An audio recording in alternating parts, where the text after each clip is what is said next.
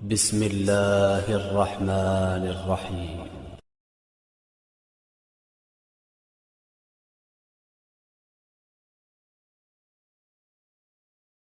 اعوذ باللہ من الشیطان اللعین الرجیم. بسم اللہ الرحمن الرحیم. الحمد للہ رب العالمین وبہ نستعین وصلی اللہ علی محمد وعلی اہل بیتہ الطیبین الطاہرین ولعنۃ اللہ الدائمۃ الباقیۃ علی اعدائہم اجمعین. اما بعد. بسم اللہ الرحمن الرحیم. ناظرین محترم، السلام علیکم. ہمارا یہ قرآن مجید کے متعلق چوتھا ویڈیو ہے. مسلسل ہم آپ کو قرآن مجید کے متعلق جیسا کہ لوگوں نے چاہا کہ قرآن مجید میں تحریف کی جائے اور قرآن مجید کو بدلا جائے. قرآن مجید کا جب نزول ہوا اسی وقت سے لے کر مخالفتیں شروع ہو گئیں اور لوگوں نے ہر چند چاہا کہ قرآن مجید میں تحریف و ترمیم کریں، لیکن وہ اپنے اس مقصد میں ناکامیاب رہے. چونکہ قرآن کا جواب نہیں لایا جا سکتا، اس لیے کہ لاجواب کا کلام ہے قرآن مجید. ایسا لاجواب کہ جو خالق کائنات ہے، خالق انسان ہے، جو ساری مخلوقات کا خالق ہے، اس کی طرف سے یہ قرآن مجید نازل ہوا ہے اور حضرت ختم مرتبہ محمد مصطفیٰ صلی اللہ علیہ وآلہ وسلم کا یہ معجزہ ہے. اور معجزہ کہتے ہی اسے ہیں کہ جس کا جواب لانے سے لوگ عاجز و قاصر ہوں. تو جواب لانا تو ناممکن، لیکن لوگوں نے چاہا کہ اس میں کچھ ترمیم ہو جائے، اس میں کچھ بدلاؤ ہو جائے، اپنی منشا کے مطابق اور اپنے ارادے کے مطابق، اپنی خواہش کے مطابق اس میں چیزوں کو گھٹا دیا جائے اور بڑھا دیا جائے. چونکہ قرآن مجید دستور الہی کا نام ہے، قانون الہی کا نام ہے. قرآن مجید میں جتنے بھی قوانین آئے ہیں، جتنے بھی دستور آئے ہیں، ان پر ضروری ہے کہ عمل کیا جائے. جو بھی قرآن مجید میں حکم آتا ہے اس کی اطاعت واجب و لازم ہے. اس سے پہلی کتابیں جو آسمانی کتابیں کہلاتی ہیں، توراۃ، زبور و انجیل، ان میں ترمیم ہی اس لیے کی گئی تھی چونکہ کتاب میں جو حکم آ گیا اس کی اطاعت لازم تھی، واجب تھی. لہٰذا چونکہ ہر حکم پر عمل نہیں کیا جا سکتا اور ہر بات پر عمل نہیں کیا جا سکتا، لہٰذا ان کے ماننے والوں نے اپنی خواہش کو شامل کیا اور کتاب میں ترمیم کر دی. یعنی وہ چیز جو ناپسند تھی اسے اپنی کتاب سے نکال دیا اور جو چیز پسند تھی انہیں کتاب میں شامل کر دیا.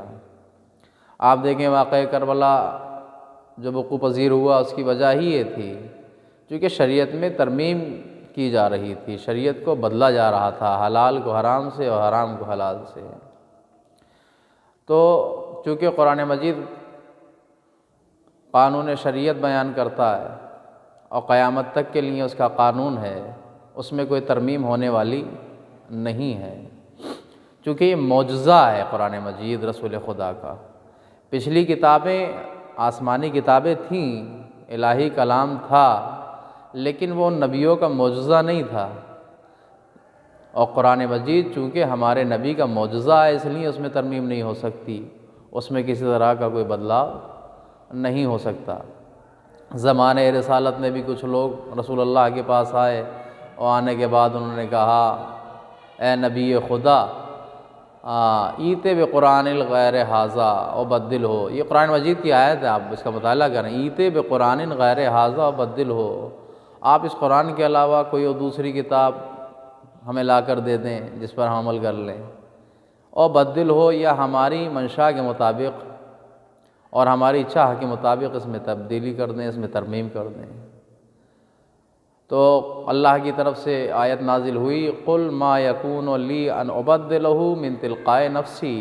اے میرے حبیب ان سے کہہ دیجئے میری کیا مجال ہے کہ میں اپنی مرضی سے اس میں کچھ ترمیم کر سکوں. یعنی قرآن مجید میں ترمیم کرنے کا حق اللہ نے اپنے حبیب نبی کو بھی نہیں دیا ہے۔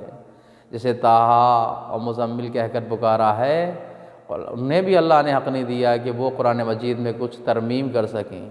لوگوں نے زمانہ رسالت میں ہی چاہا، نزول قرآن کے جب قرآن نازل ہو رہا ہے ابھی، اسی وقت لوگوں نے چاہا کہ اس میں ترمیم ہو جائے، چونکہ ان کی منشا کے مطابق، ان کی چاہ کے مطابق، ان کی خواہش کے مطابق کچھ باتیں نہیں تھیں، جو تھیں قرآن نے بیان کی، ان پر عمل لازم تھا، تو لہٰذا ترمیم کرنے کی زمانہ رسالت میں ہی کوشش کی گئی، اور قرآن مجید کو ترمیم کرنا چاہا، چونکہ معجزہ الہی، یہ معجزہ نبی ہے، ہمارے نبی کا معجزہ ہے، اس میں ترمیم نہیں ہو سکتی۔ لہٰذا جب زمانہ رسالت میں وہ افراد کہ جس زبان میں قرآن مجید نازل ہوا، اس زمانے کے فصحاء بلغاء اور ادباء اس بات سے قاصر رہے کہ وہ قرآن مجید کا کوئی جواب لا سکیں، تو آج کے زمانے میں اگر کوئی انسان کہ جو عربی زبان کو جانتا ہی نہیں ہے، جس کی زبان ہی عربی نہیں ہے، تو وہ قرآن مجید میں کس طریقے سے کوئی بھی اعتراض پیش اگر کر رہا ہے تو سمجھ لیجیے اس کی ذہنی خطا ہے، وہ خطا وار ہے۔ قرآن مجید میں کچھ غلط بیانی نہیں ہے، چونکہ وہ قاصر ہے اس زبان کے سمجھنے سے، اسے علم نہیں ہے کہ قرآن مجید میں جو آیت نازل ہوئی ہے اس کا شان نزول کیا ہے، وہ کس موقع پہ نازل ہوئی ہے۔ اگر یہ چیزیں غلط ہوتی تو بت پرستی تو زمانے رسالت میں بھی ہوتی تھی، عرب میں بھی ایسے افراد تھے جو بت پرست تھے، بتوں کی پوجا کرتے تھے، اور ایسے بھی تھے کہ جو ستاروں کی پوجا کرتے تھے، جو صحابہ ہی کہے جاتے ہیں، وہ بھی تھے کہ جو آگ کی پوجا کرتے تھے۔